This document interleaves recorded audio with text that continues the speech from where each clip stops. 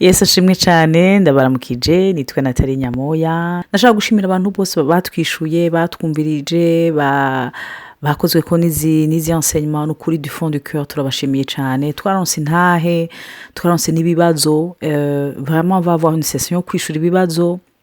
ndabinginze vraiment n'abifise babibaze en tout cas Imana ihabwe icubahiro cyane pour tous les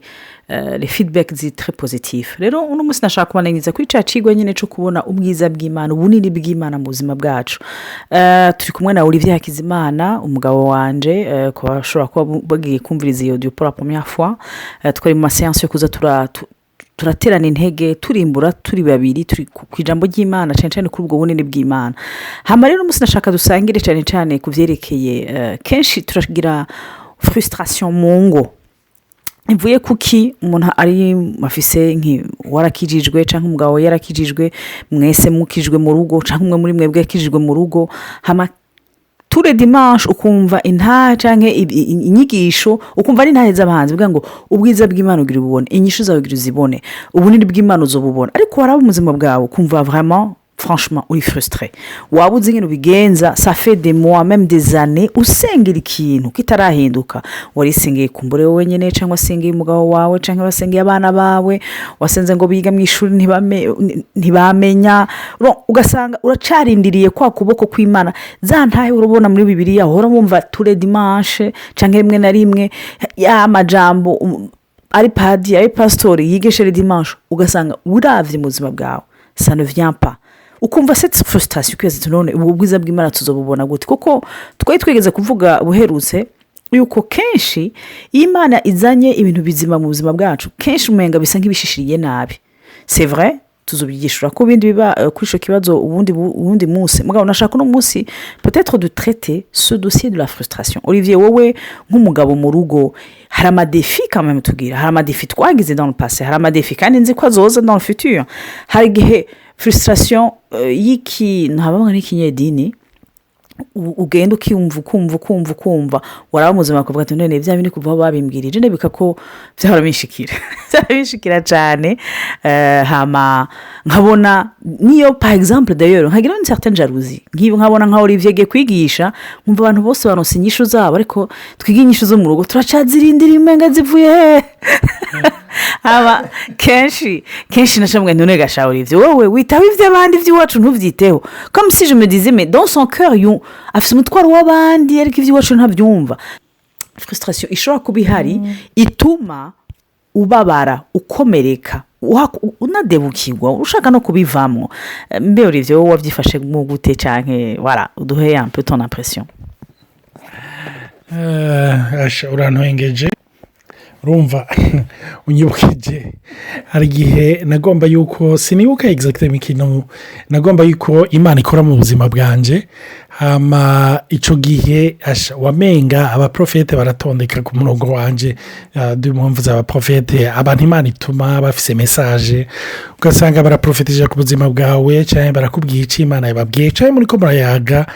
cyangwa ugiye mu ishengero kumva bariko baravuga ndibuka umunsi umwe nashavuye cyane ndavuga nti Imana nta kuntu wogabanya amajambo urungikana abantu ukagwiza ibikorwa urumva nanje ndi frustré mbabaye avuga ngo Mana ni kubera iki ibi bintu ntabibona kubera iki kuko nkuko Nathalie yari karavuga kumbure n'umugabo wawe usengera kumbure n'umugore wawe kumbure n'abana cyangwa n'ikibazo c'amafinance mu rugo hari utuntu dutandukanye rero usanga nk'abantu mu ngo usanga bibatera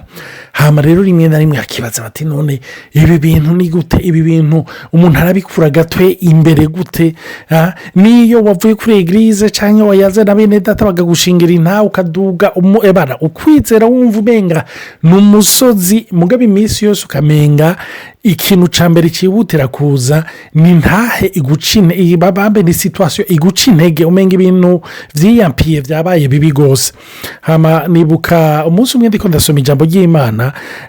Yesu igihe yazura Lazaro kuko wibuke yuko bashikiwe baramubwiye igihe babwira ngo ni mukuri ikibuye mu nyuma baramubwira bati erega ramaze kunuka urumva mugabo Yesu arababwira ati mbese nababwiye yuko nimwizera muza kubona ubwiza bw'Imana hama umunsi umwe ndiko ndasoma numva umenga ndibajije ikibazo none igihe bakurayo ikibuye ikintu cyasohotse ubwa mbere ni iki kuko ngende ko ndumva icyo kibazo mu mutwe inyishu numva navuga ngo ni Lazaro yasohotse mugabo numva umenga ni nk'aho hari ikindi cyiyumviro kinjemwo kivuga giti imbere y'uko Lazaro asohoka hasohotse umunuko urumva hasohotse umunuko uwo munuko nawo nuvuga umaze gusohoka ikintu abantu baca bakora n'iki baca bihutira gufata ku mazuru baca bihutira kwiruka rero ikintu nabonye mu buzima de par experience y'ibihe bitandukanye nagiye ncamwo imbere y'uko mbona Imana yentervena mu buzima bwanjye imbere yaho iminsi yose habaze gusohoka umunuko watuma umenga umuntu arirutse aravuye kuri iryo sezerano aho umuntu umenga arifashe mu mazuru bikajyana no kwifata mu maso kugira Lazaro wawe asohotse ntumubone donc icyo ni ikintu rero kenshi kiba hama rero uri kuravuga uti none pa raporo ya frustration bene data hari ijambo nigeze gusoma yarigeze kunkora ko ngo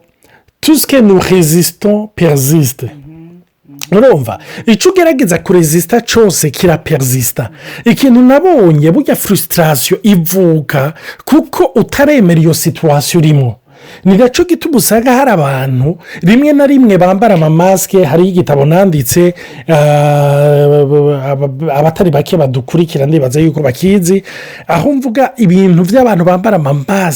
bambara amamasike kubera iyo frustration barimwo ntibagomba kuyemera kubera kutagomba kuyemera baca bagerageza gukereya monde iri fictif itabaho urumva cyangwa bakagerageza gupuruva abandi yuko batari muri ibyo babiza bazamwo ko barimwo urumva donc ikintu rero Imana yanyigishije n'uyu munsi kifasha ni uko iyo frustration ndimwo ndayemera nkayakira donc iyo uyakiriye ni ukuri Yesu yaravuze nimurabe amashami nimurabe bambe amashugwe ntarima ntajisha mugabo Salomoni mu bwiza bwiwe yigeze kugira dans toute sa gloire kandi iyo gloire Imana yari yamuhaye Bibiliya itubwira ngo ntiyigeze abegwa nkayo kandi ijambo ry'Imana rikavuga ku byerekeranye ati nimurabe utunyoni ntitugira ibigega ariko so bo mu ijuru aratwitaho hamacarongera akavuga ati umunsi wose ukwiranye n'ibigoranye byawo a chaque jour suffit sa peine donc ikintu rero nabonye cyafashije ni uko kenshi nagomba kurwanya iyo frustration nagomba kurwanya icyo kintu nagomba kucirukana mugabo ikintu cyose umenga uri kuragwanya iminsi yose ukereya force yacu urumva nigeze kuvugana n'umuntu yakora judo ariko aravuga ati ikintu bakunda kwigisha muri judo ni ugukoresha ingufu z'umuntu ajya kukugwanya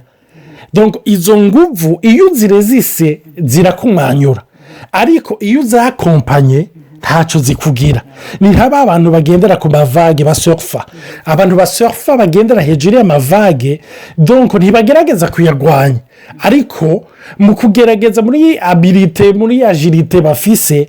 ayo mavage arabatwara natwe rero izo ngorane ibyo uhura nabyo ikintu cya mbere nicyo cyo guhagarara ahantu nturezisite hariho ijambo nkunda wodusomera muri epitire mu ikete rya Yakobo muri Yakobo rero ikigabane cya mbere ku murongo wa 2 uradusomera gatoya mu gifaransa mu kirundi baravuga ngo mwiyumvire ko ari ibyo kunezererwa rwose bene data nimwagwa mu bibagerageza bitari bimwe mu kirundi ngaha bavuga ku bigeragezo ariko iyo wumva ibigeragezo cyangwa ibibagerageza wumva umenga ni tentation ariko mu gifaransa bavuga gute muri Jacques 1, verset 2, version 3, français courant. Mes frères, considérez-vous comme très heureux quand vous avez à passer par toutes sortes d'épreuves. urumva mwikonsidere nk'abantu banezerewe hari izindi verisiyo zivuga mutambe mutarike nimwahura n'ibyo byose bibarizisita n'ibyo byose umenya ni ingorane rero ikintu rero nize mu kibazo warumbagije muri iyo frustration hari ukuyakira ukiga kunezerererwa aho nyine kuko narigeze kukivuga umenga muri audio ya mbere twagize ariko ndavuga icyo kintu igihe imana yakintahuza ni ukuri haheze imyaka myinshi kimbwira mugabo umenga ndacibagira ariko nshaka kikambera gishasha aho imana yari kirambwira iti Olivier umenye yuko ntitayeho guhindura ibyo ubamwo nitayeho kuguhindura kuko niba ufise agaciro kadasanzwe mu buzima bwanjye kuko situwasiyo ndashobora kuyihindura anenesita mugabo wowe nturi robo ngo ndaguhindura anenesita nicyo gituma numvise imana yari impishuriye ndiko ndasoma inkuru ya Shadarake Meshake na Abedenego igihe bari mu itanura ry'umuriro itanura ry'umuriro ntiryagabanije ntuvuga ubushuhe bwaryo ariko imana yakoreye kuri bo maze itanura ntiryabagira ko ububasha rero ikintu natahuye ngerageje kurezima ni uko imana ibyo bidufurusitira si byo yitayeho guhindura ariko yitayeho kuduhindura twebwe maze iyo duhindutse twebwe ibidufurusitira naho bidahinduka ntibiba bikitugiraho imbaraga iyo niyo liberite Yesu yaje kuduha liberite itadepanda ko situwasiyo urimo yahindutse ariko liberite idepanda ko wewe wahindutse imana ishimwe numva vema biryoshye hari igicapo uheje kuvuga ca igihe Lazaro yazuka yuko imbere ko imana Yesu amuzura habanje kuza umunuko ntabavuga nti icyumviro niyumvire papo hasa narabonye umunuko mfite ni bya byiyumviro kwa kundi twaje isa la culture ibintu wize mu isi nibyo bibanza gupfa bibanza kuguseruka au visage parce que kenshi nibaza yuko mu rugo rwacu mu ngo zacu mu habitude zacu yaba ku kazi yaba kumwe n'abagenzi hari ukuntu twarezwe hari ukuntu tutezo kubona ibintu hari ukuntu batweretse ati kiragirwa iki nikigigwa hama tukabishira mu nzira mu ngiro ariko malheureusement ntibizane ubuzima bigapfa bikatuzana muri situwasiyo turira bakubwira ati umukobwa yisoneye umukobwa agira gute umugabo mwiza w'umushinga ntahe byose ukabishyira mu ngiro ariko ugasanga bikuzaniye ingorane kurusha vraiment yuko byateza gufasha c'est vraiment là où ça montre la frustration bikaduga kuko ndazi ko abantu benshi baba banyandikira bagati natari moi j'ai tout fait naragerageje nukuri uko mu bwenge bwanje bw'umwana w'umuntu bumbwira naragerageje kugira kubaka neza ariko sivyo bituma uhinduka en fait iyo frustration ndayitahura hari kindi wabuze nakunze ati frustration en fait résultat ya combat en même temps résistance tuba dufise nibaza aussi ko piège hari nuko tuba dushaka twebwe nyene gutora n'inyisho on essaie de trouver une solution par rapport ya maki par rapport ivyo twumvise par rapport ivyo twabonye par rapport ingero bakureze bavuga ati no umuntu azubwenge ni umuntu ateze gutora inyisho nico gituma na Paul yavuze ati murabi yuko nabahamagawe ngo yana pas beaucoup qui sont très intelligents très sages parce que kenshi la sagesse humaine haraba blocage n'ivy'Imana rero narabonye nkuru muganga kugira Imana ubone révélation y'igikorwa kiri médical un miracle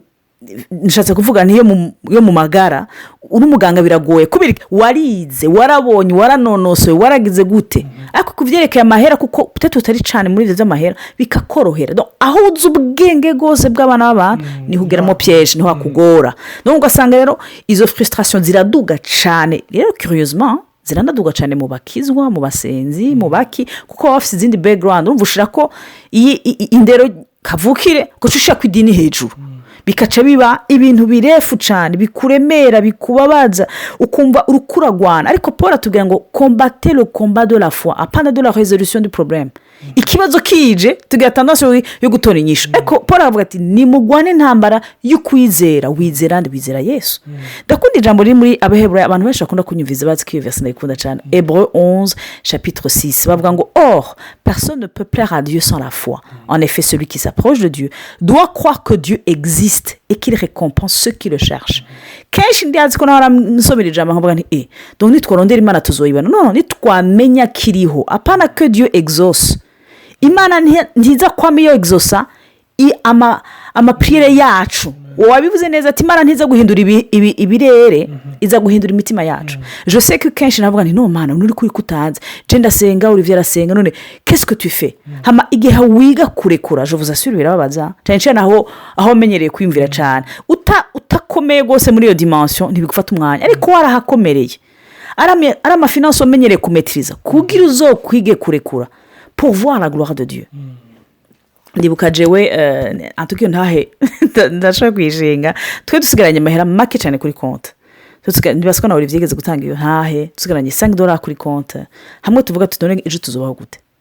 mana tuzobaho gute ariko muri ya mico y'ikirundi umuntu twateza kuja kuramutsa twateza kamukuzana akantu gatoya waguze ifana ushishiriye gatoya ariko muri iyo $5 hari twaguze ikoka ndibuka ko twagiye turagura ku kamangazine tuvuga tubaziga ejo man advienda kiad ikizoba ndibuka ndi mu mudoro man ndagushimira yuko ejo sinzi bizobaye ku mine uko biko ntituzova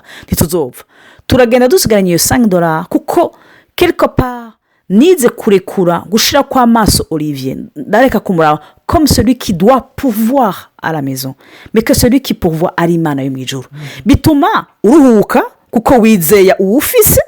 nawe bikamukura ko stress kandi mukifokaliza ku muntu umwe ariyo Mana. Et je me rappelle que cette soirée là twatashe aho muntu twe tugiye kuramutsa yari afise yacegenda aratugurira tutabizi aruzuza kofre y'umuduga injyazo zindwirenga z'abantu batanu beneda ubuntu bw'Imana canke la gloire de Dieu la grandeur de Dieu kenshi ntiwamuyibona y'ibintu byose bipanze kuko au fond c'est même pas ta gloire c'est la gloire de Dieu natawe yuko kugira ubone la gloire de Dieu ta gloire doit mourir et muco gihe ça fait mal kuko menga uraje no muri crise d'identité bivuga ati none je ndi mu biki bibi ibintu je sindavyumva amen numva nohagarika ngaha tuzosubira ukurikira Imana ibahezagire amen.